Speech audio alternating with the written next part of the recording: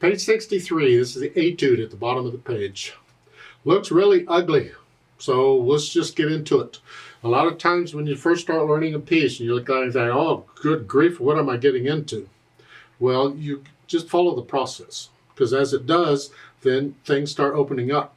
And then you can find out really for sure, is it really, oh my gosh, what am I gotten into?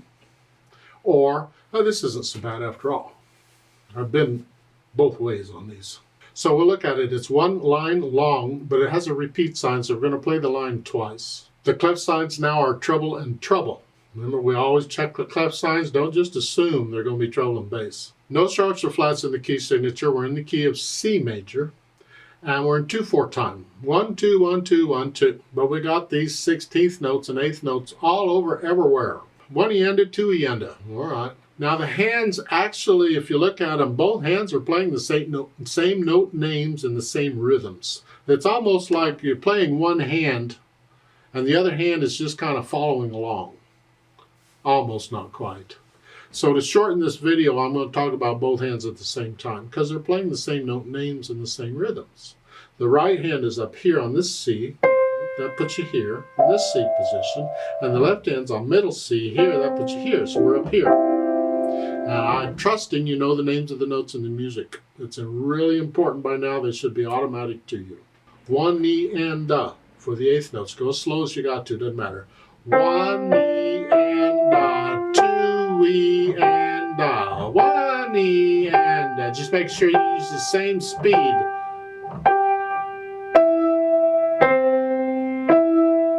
Okay. So I go through and I get the notes and the rhythms worked out. Then I go back over it carefully and get rid of any hesitations anywhere. Once I can do that, I add the articulation. We have slurs and staccatos. There's no phrasing marked. Well, slurs and staccatos. We're going to connect it, and the staccato, we're hinging at the wrist and short.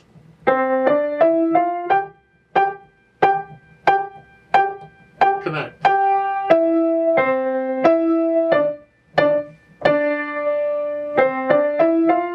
Now there is phrasing here, and it works out as every 4 measures.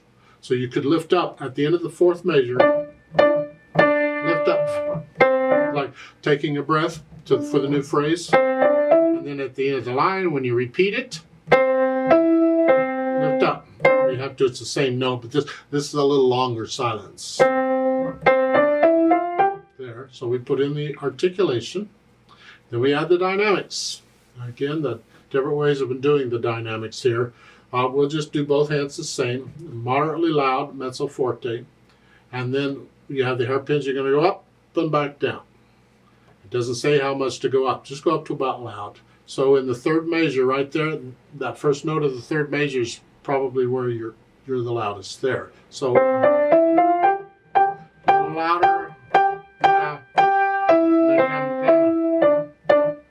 And then do it again. We have the swell going up. Now a lot of times in music and interpreting music, when you have repeated notes like this in the 2nd measure, in order to give the illusion of motion, we'll put in a little crescendo as part of interpreting it, even if they didn't say to. We would just put in the crescendo because it gives the illusion that it's not just note, note, note, note, note, note, note. So we would do that.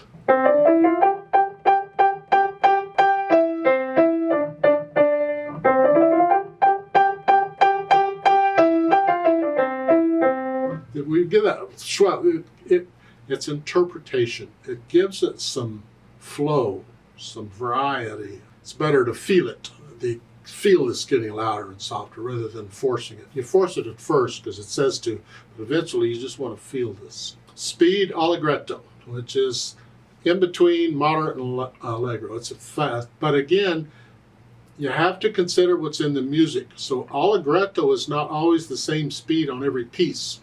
No speed is. It depends on what's in the music. And when you have 16th notes and 8th notes, that slows it down. Because for me, an allegretto in 2/4 times is 1, 2, 1, 2, 1, 2, 1, 2. That's a nice allegretto. But doing this at that speed, 1,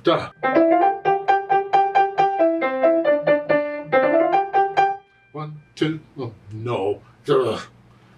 He may have actually wanted it that because his speeds were way too fast, in my opinion.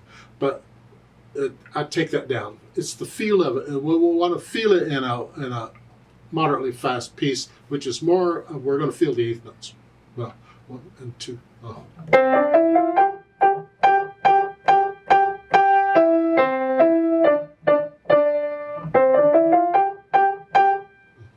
Somewhere in that area, in my opinion. Remember the natural accents. 1, 2, 1, 2, 1, 2. But again, when you subdivide beats, each beat gets a beat. 1 and 2 and 1 and 2 and. So make sure each beat.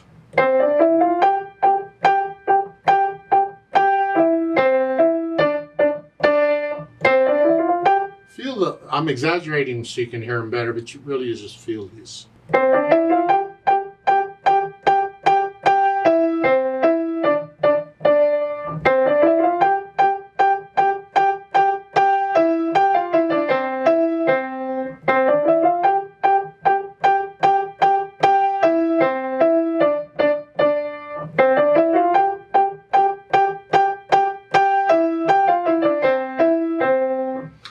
Keep in mind when you go this quickly, you don't have time on the staccatos to put your finger on the key each time. Boom.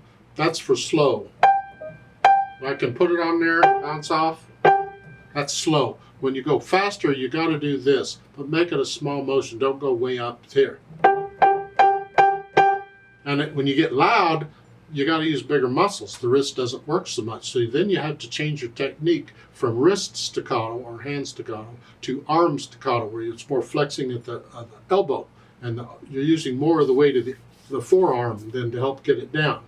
It's not just the hand. This is fine if you're not loud, but when you got to start doing this more when it's getting louder, but don't go way up because then you start missing notes. You lose where you're at. Stay here. You're heavy. Boom, boom, and I'm letting the wrist move here. Don't tense up and start banging on the keyboard.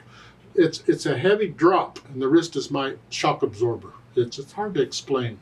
You can't see it very well from the angle I have. I'm too lazy to put a camera over on the side because then I have to work 4 cameras instead of 3. Forget that. So we're just doing that.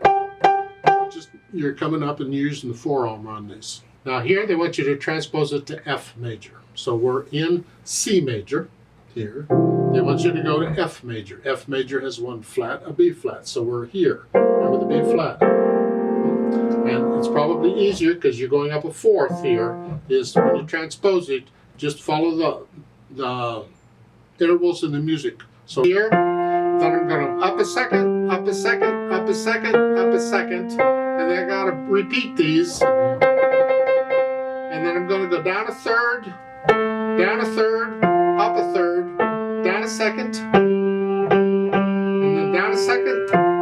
So I'm following the line, the flow of the notes in the music, the intervals in the music, and I'm just playing that interval on the keyboard where I am. I could use that with any key. Let's go to A flat major. 4 flats.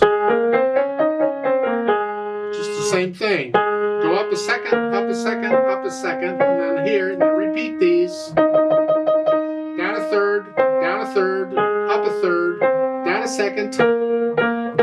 I could do it that way on any key, anywhere, wherever, I don't care. It's fun. Try it out. Let's play this together very slowly and make sure you have the right notes and rhythms. I'm not going to do the dynamics. I'll do the staccatos, and we will repeat it. So I'll give us 2 counts. It's a 1E and a go-E on it, but I'm going to put the metronome on 8th notes again. It's like I've done before to slow it down. Ready and go, E and down.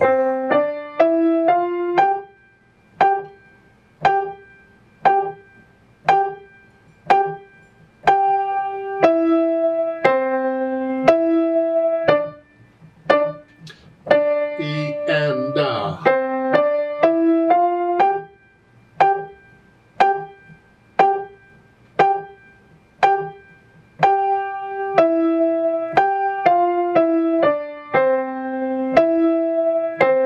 repeat. 1 and 2 and 3.